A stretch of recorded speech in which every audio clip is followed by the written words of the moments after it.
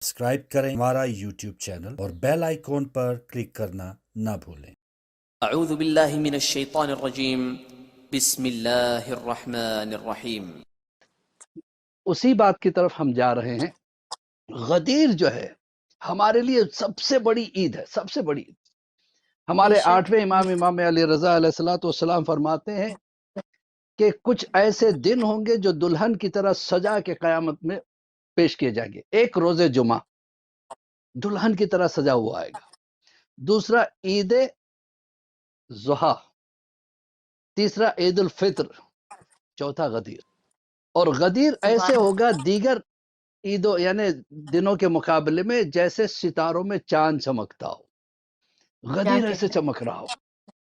تو جب مولا سے پوچھا گیا آخر غدیر کی اتنی اہمیت کیوں، کہ اس لیے کہ غدیر ہی کے دین جو ہے مکمل ہوا۔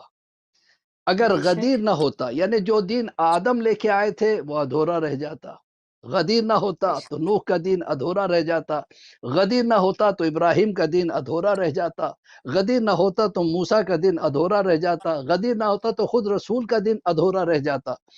غدیر کی وجہ سے جو ہے نا دین مکمل ہوا۔ الیوم اکملت لکم دینکم واتممت علیکم نعمتی ورضیت لکم اسلام دینہ۔ جو یہ اللہ کے ارشادات جو آئے ہیں تو اتنا اہم دن ہے، تو اس کی تیاری کیسے ہونی چاہیے؟ دیکھیے ہم کیا کرتے ہیں، رمضان کے عید کی بڑی تیاری ہوتی ہے، نئے کپڑے بناتے ہیں، بچوں کو جو ہے نا عیدی دی جاتی ہے، بقرعید میں قربانی کی تیاری رہتی ہے، کچھ دنوں پہلے سے بکرا لینا، پھر اس کے بعد اس کو پالنا، ہر چیز پہلے سے شروع ہو جاتی ہے، چاہے وہ رمضان ہو چاہے وہ بقرعید ہو۔ جبکہ غدیر ان سب سے بڑی عید ہے، کیا ہم پہلے سے تیاری کرتے ہیں؟ نو نیور۔ ہم کیا عین موقع زیادہ سے زیادہ کچھ جشن وغیرہ کر لیے اور جو ہے نا ایک دوسرے کو مبارکبادی دے لیے۔ غدیر کے دن اعمال بھی کتنے لوگ ہیں جو کرتے ہیں، بہت مشکل سے نظر آئیں گے جو واقعی کرنے والے ہیں۔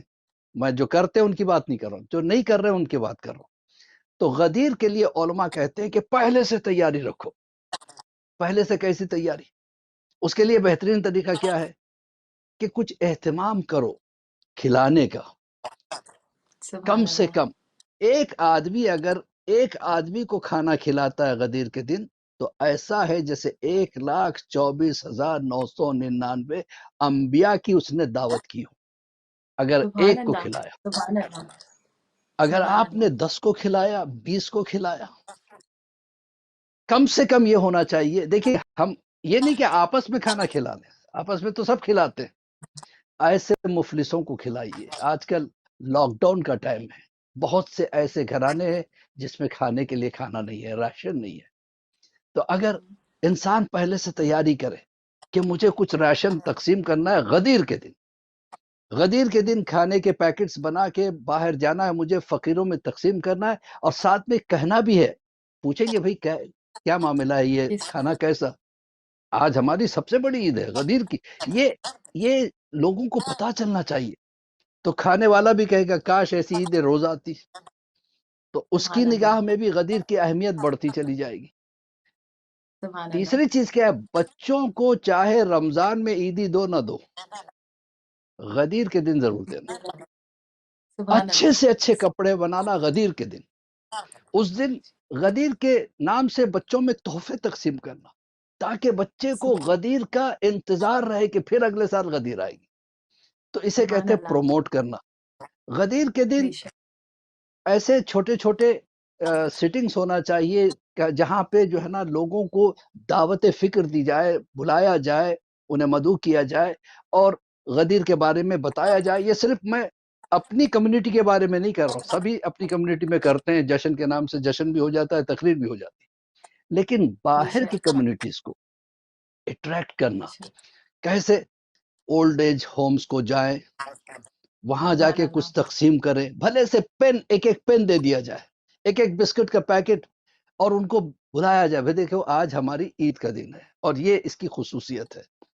یہ تیاری اگر ہو جائے تو جیسے آج محرم دھوم دھام سے ہو رہا ہے، ایک دن وہ آئے گا غدیر بھی بہترین انداز میں ہوگا۔ محرم میں جیسے عزاداری ہوتی ہے چاروں طرف، غدیر میں اسی طریقے سے ہوگا. کیوں ہم پروموٹ کریں؟ کیونکہ سب سے بڑا مظلوم عید ہے. میں تو یہ کہتا ہوں غدیر ایک ایسی مظلوم عید ہے جس کو ایسے نہیں منایا جاتا جیسے منانے کا حق ہے. غدیر کے دن اسی طریقے سے کچھ کیمپین ہونے چاہیے، جیسے میڈیکل کیمپین جس میں فری کنسلٹنسی.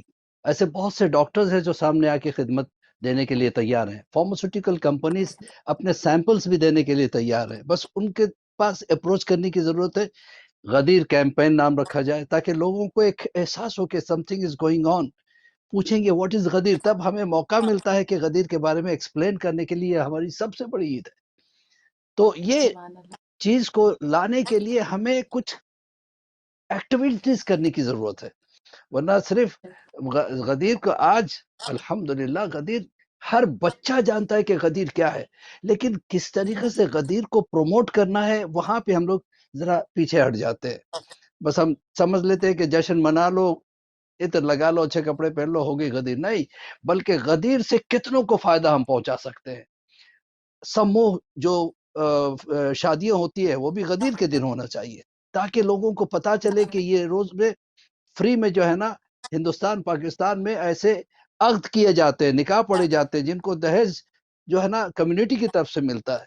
تو ایسے ایکٹیویٹیز کو ہم غدیر کے لیے مخصوص کر لیں. اسی طریقے سے خمس کے لیے غدیر سیلیکٹ کریں، خمس غدیر کو نکالیں تاکہ وہ حقدار تک اس دن پہنچے.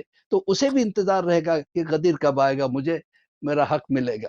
تو اس طرح کی ایکٹیویٹیز اگر ہم غدیر کو چن لیں. اس کے علاوہ غدیر کے لیے کچھ اعمال بھی ہیں. غدیر کے روز انسان غسل کرے اور اس کے بعد جو ہے نا غسل کرنے کے بعد صدقہ نکالے. غدیر کے باقاعدہ نیت کرے کہ غدیر کا غسل لیتا ہوں میں اپنے تمام تر گناہوں کو دھونے کے لیے. اس طرح سے اگر وہ غسل لیتا ہے تو جب پانی اس کے جسم سے ہوتا ہوا نیچے گرتا ہے تو ایسے ہی ہو جاتا ہے انسان پاک و پاکیزہ. جیسے میل دور ہوتا ہے اس طریقے سے اس کے گناہ بھی دور ہوتے چلے جاتے ہیں. پھر اس دن کی 2 رکعت نماز ہے، بہت زیادہ فضیلت ہے اس کی. اور غدیر کا روزہ ضرور رکھے. روزہ اگر ہمارے کوئی قضا روزے ہیں تو بہترین موقع ہے اس کو ادا کرنے کا. غدیر کے دن رکھیں گے تو دوہرا ثواب ہے. ایک تو اس کا روزہ بھی ادا ہو جائے گا، پھر غدیر کے روزے کا ثواب اتنا زیادہ ہے کہ کوئی بیان نہیں کر سکتا. بہت زیادہ ثواب ہے. یہاں تک کہ لکھا ہے کہ اگر کوئی پہلا دن جو دنیا میں بنا ہے تب سے لے کے قیامت تک کے جتنے دن روزے رکھے تو کتنا ثواب ہے، اتنا ثواب ایک غدیر کے روزے کا ہے. لہٰذا انسان کو اس دن روزہ نہیں چھوڑنا چاہیے. 2 رکعت نماز ہے، 2 رکعت نماز غدیر پڑھتا ہوں میں قربتاً اللہ. 1 الحمد، 10 مرتبہ قل اللہ، 10 مرتبہ انا انزلنا، 10 مرتبہ آیت الکرسی دونوں رکعتوں میں. اور اس کے بعد زیارت امین اللہ ضرور پڑھیں. مولا کائنات کی زیارت ہے.